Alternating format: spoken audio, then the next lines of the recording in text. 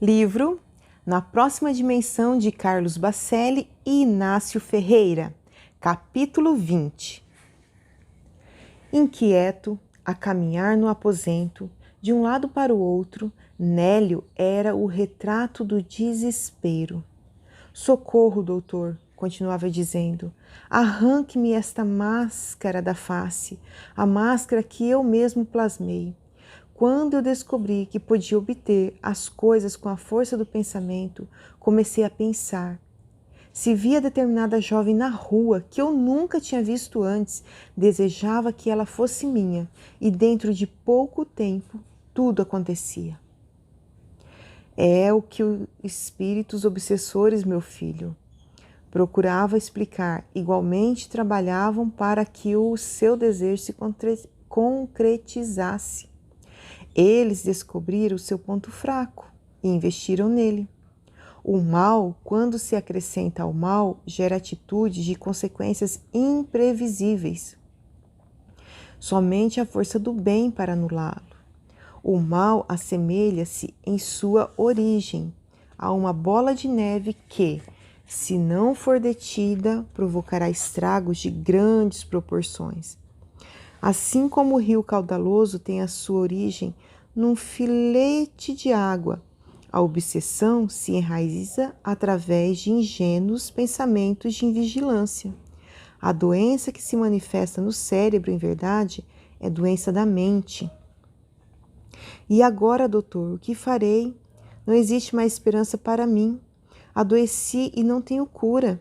Anestesiei-me, hipnotizei-me. Faça, por favor, qualquer coisa. Submeta-me ao eletrochoque. Eu me transformei num monstro. Eu não me interessei, não, só por mulheres. Eu queria o prazer de qualquer jeito. Desculpe, meus leitores, não relatar os pormenores da confissão do infeliz companheiro. O erro é sempre o erro, Nélio. E em qualquer situação precisamos de arcar com as suas consequências.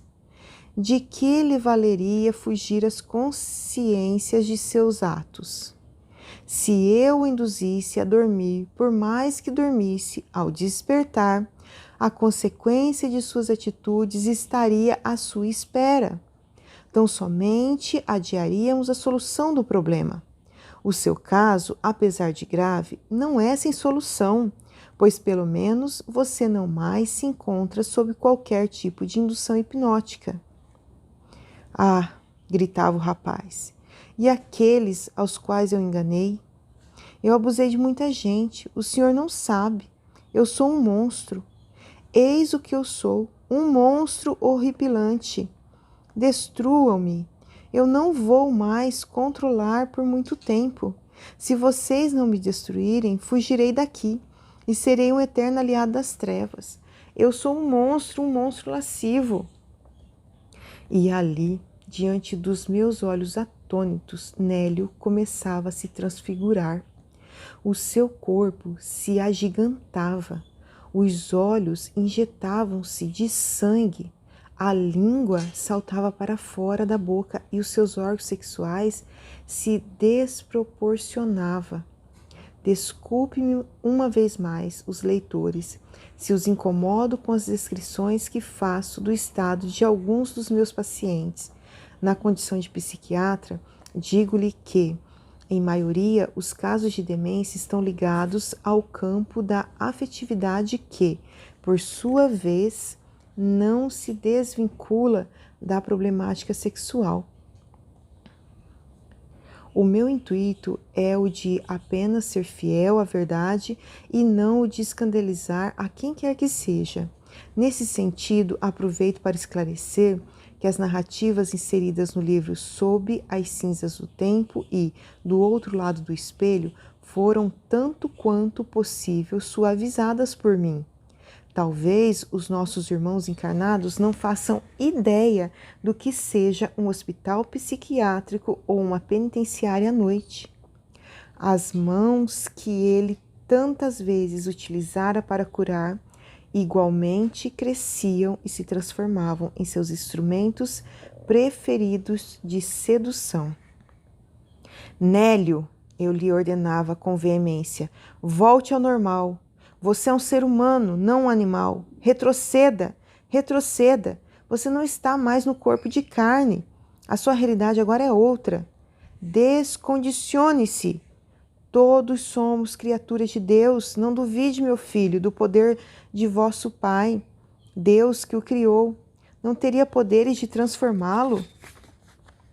O esforço mental com que eu me opunha àquela forma bizarra era extremamente desgastante. O problema é que a mente de Nélio fazia o que queria de seu corpo espiritual, que já apresentava diversos hematomas e deformações. A continuar assim, o rapaz realmente renasceria em terríveis condições, uma massa disforme no berço à guisa de criança. Digo-lhes que a minha luta com Nélio prossegue ainda hoje, e os únicos instrumentos à minha disposição para auxiliá-lo são as palavras e o amor. Não possuímos deste outro lado da vida, pelo menos nas regiões em que nos demoramos, as aparelhagens miraculosas que os nossos irmãos encarnados imaginam. Não existe máquina capaz de modificar o teor dos nossos pensamentos. Dispomos, sim, de modernos instrumentos que nos permitem acesso ao perispírito e com eles podemos atuar por fora, em intervenções semelhantes às da cirurgia comum, mas estamos longe de devassar com segurança os caminhos da mente. Para nós, médicos desencarnados, o cérebro continua sendo uma grande incógnita, ou um outro universo muito mais amplo e indevassável. Cessados os instantes de crise, o jovem médio se acalmava e indefinível torpor lhe permitia descansar alguns minutos.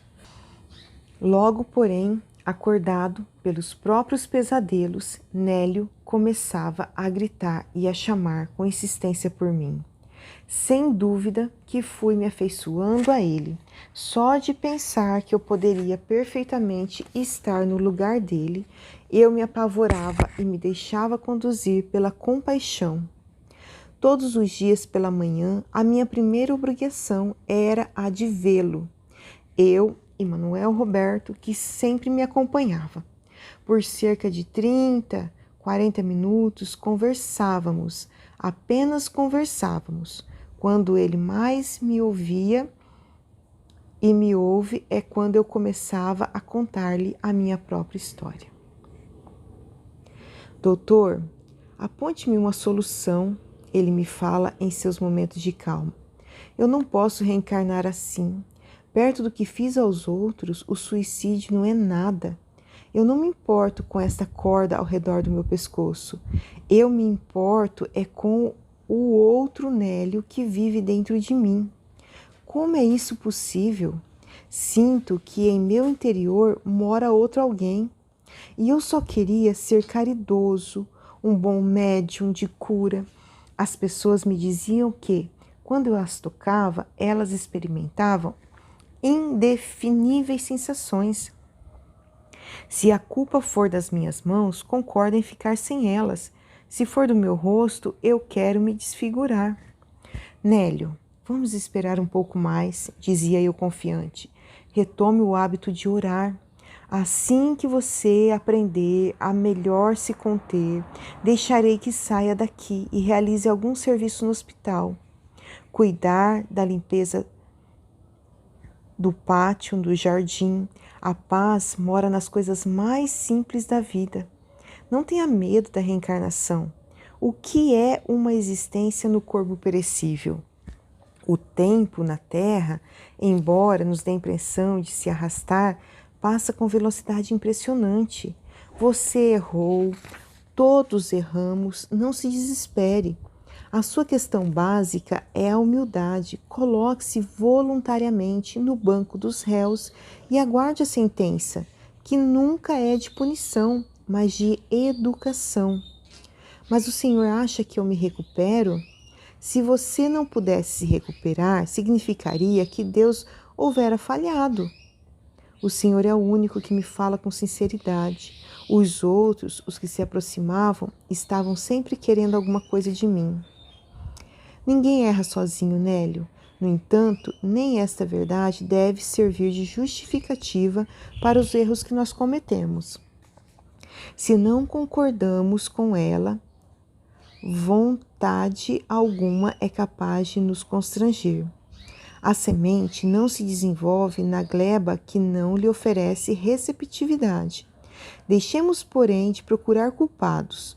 Somos chamados a nos fortalecer para fortalecer os outros e não para desfrutarmos de uma situação de privilégio perante a debilidade alheia. Doutor, o modo com que me diz as coisas que eu já sei faz com que elas me soem diferente.